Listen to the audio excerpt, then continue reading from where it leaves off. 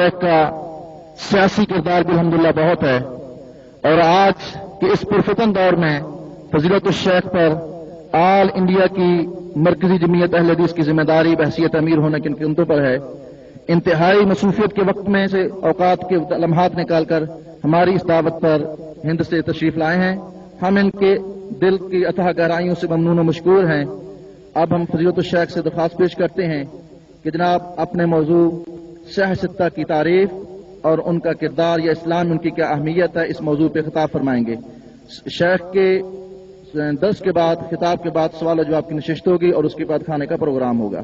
آئندہ کے پروگرام سے شیخ کی ابتدا سے قبل عرض کیے دیتا ہوں کہ آئندہ 7 شعبان کو فضیلت الشیخ عبد المالک مجاہد جنرل ڈائریکٹر دارالسلام الریاض وہ تشریف لا رہے ہیں، اور ان کے ساتھ جن کا آپ خطاب ابھی سن رہے تھے فضیلت الشیخ حافظ خالد محمود کا جہنم کی راہ کے موضوع پہ خطاب ہوگا۔ اس کے بعد والا پروگرام 20، 21، 22 شعبان کو یعنی بدھ جمعرات اور جمعہ کو تمام معروف سعودی عرب کے علماء جو اردو بولنے والے ان کے یہاں حسب معمول 3 روزہ پروگرام ہوگا، اور اس کے بعد 17 رمضان کو انشاءاللہ یوم بدر کے موضوع پہ پروگرام ہوگا۔ اللہ سے دعا کریں اللہ تعالیٰ اخلاص کے ساتھ اسلام کی خدمت کرنے کی توفیق نصیب فرمائے۔ اب دعوت دیتے ہیں فضیلت الشیخ صفی الرحمان مبارک پوری۔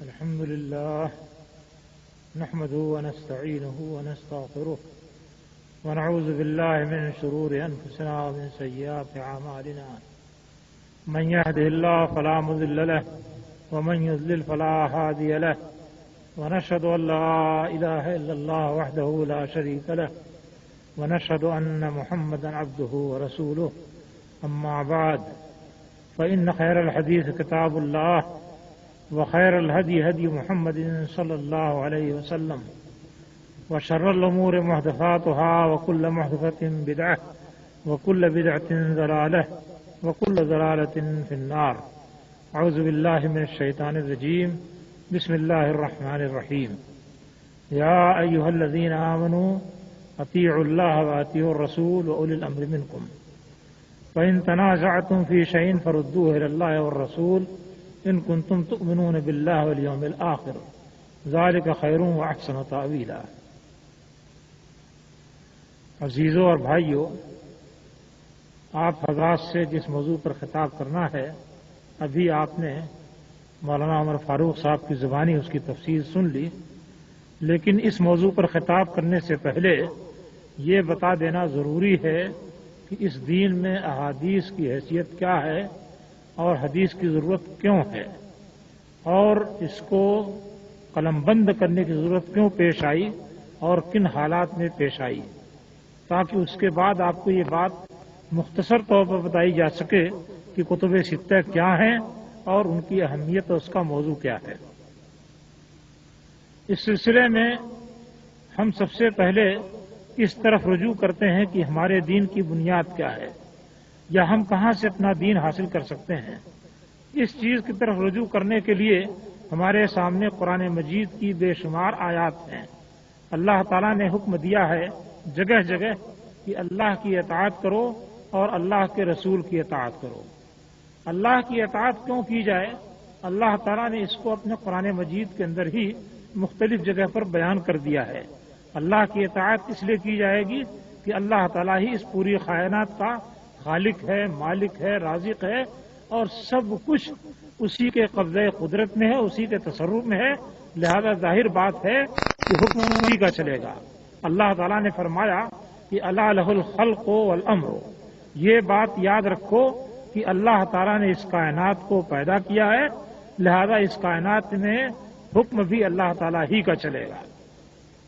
یہ بالکل صاف اور واضح بات ہے۔ اللہ تعالیٰ کا حکم اس کائنات میں کس طرح چل رہا ہے اس کی 2 صورتیں ہیں۔ ایک تو اس کائنات کی انتظامی شکل ہے جو اللہ تعالیٰ کے حکم کے تحت چل رہی ہے۔ روزانہ سورج ایک جگہ سے نکلتا ہے اور ایک جگہ پر جا کر کے ڈوب جاتا ہے، اس کے نکلنے کا وقت مقرر ہے، ڈوبنے کا وقت مقرر ہے، گزرنے کا راستہ مقرر ہے، خطہ اور نقطہ مقرر ہے۔ جب سے سورج نکلنا شروع ہوا ہے آج تک اس نظام میں ایک نقطے کا بھی کوئی فرق نہیں آیا ہے، اور لوگوں نے یہ بات معلوم کی ہے کہ سورج کی جو رفتار ہے اس رفتار کے حساب سے سال اور دن کس طرح بنتے ہیں، اور کتنے لمبے اور کتنے چھوٹے بنتے ہیں، اور کتنے سال میں کتنے دن کا فرق پڑتا ہے، اور اس فرق کو کوئی کس طرح سے مٹایا جائے گا، اس میں منٹ اور سیکنڈ کے مختلف حصوں کی مقدار کیا ہے، یہ ساری چیزیں انہوں نے سورج کا مطالعہ کرتے کرتے ضبط کر لی ہیں، اور ممکن ہے کہ مزید باریکی بھی آئندہ ضبط کی جائے۔ یہ پورا اللہ تعالیٰ کے قانون کے تحت چل رہا ہے۔ اس قانون میں کسی قسم کی مداخلت دنیا کی کوئی طاقت نہیں کر سکتی ہے۔ جس طرح سے یہ قانون چل رہا ہے چلتا جائے گا۔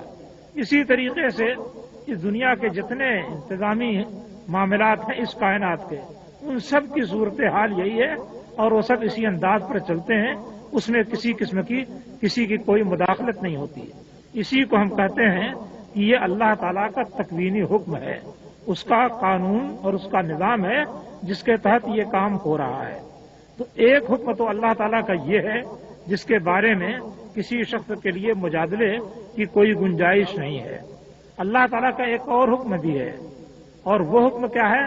شریعت کی پابندی۔ اس نے انسان کے لیے ایک خاص شریعت مقرر کی ہے اور اس کو اس کا پابند بنایا ہے۔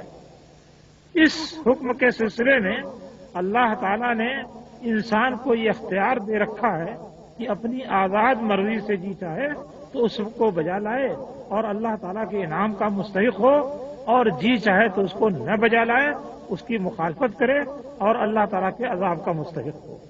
یہ دونوں چیزیں اللہ تعالیٰ نے انسان کے سامنے رکھ دی ہیں۔ اللہ نے حکم دیا ہے کہ صرف اسی کی عبادت کرو۔ انسان بسا اوقات صرف اسی کی عبادت کرتا ہے اور مسلمان کہلاتا ہے اور اللہ کے انعام کا مستحق ہوتا ہے، اور بسا اوقات اس کی ہی عبادت نہیں کرتا بلکہ اس کے ساتھ ساتھ دوسروں کی عبادت کرنے لگتا ہے اور مشرک ہو جاتا ہے اور اللہ تعالیٰ کے قطعی عذاب کا مستحق ہو جاتا ہے۔ تو ایک حکم یہ بھی ہے کہ جس کو انسان چاہے تو بجا لائے اور چاہے تو نہ بجا لائے۔ یہ حکم بھی اللہ تعالیٰ ہی کے ساتھ خاص ہے، کسی اور کو اس حکم کے دینے کا بھی اختیار نہیں ہے۔ آپ قرآن مجید پڑھ کے دیکھیے، ان الحکم الا للہ، امر اللہ تعبدوا الا ایاہ، کہ حکم دینا محض اللہ کا کام ہے، یہ محض اللہ کا حق ہے، اور اس نے یہ حکم دیا ہے کہ اس کے علاوہ کسی کی عبادت نہ کرو۔ تو یہاں یہ دوسرے قسم کا جو حکم ہے، یعنی شرعی حکم جو انسانوں پر لاگو ہوتا ہے، اس کے بارے میں بھی اللہ تعالیٰ نے فرمایا کہ یہ حکم بھی محض اللہ تعالیٰ کے لیے ہے، کسی اور کے لیے نہیں ہے۔ تو دونوں قسم کا حکم، یہ جو کائناتی حکم ہے یہ بھی اللہ کے ساتھ خاص ہے، اور یہ جو شرعی حکم ہے یہ بھی اللہ کے ساتھ خاص ہے۔ شرعی حکم کے سلسلے میں یہ حکم تو اللہ کے ساتھ خاص ہے، لیکن یہ حکم انسان تک کیسے پہنچے اس کے لیے مختلف تدبیریں ہو سکتی تھیں، لیکن ان میں سے جو تدبیر انسان کی پیدائش اور اس کی خلقت کے موافق ہے، اللہ تعالیٰ نے اسی تدبیر کو رکھا، اور باقی لغو تدبیریں جتنی تھیں ان کو اللہ تعالیٰ نے نہیں اختیار کیا ہے۔ صاحب ایک صورت یہ بھی ہو سکتی تھی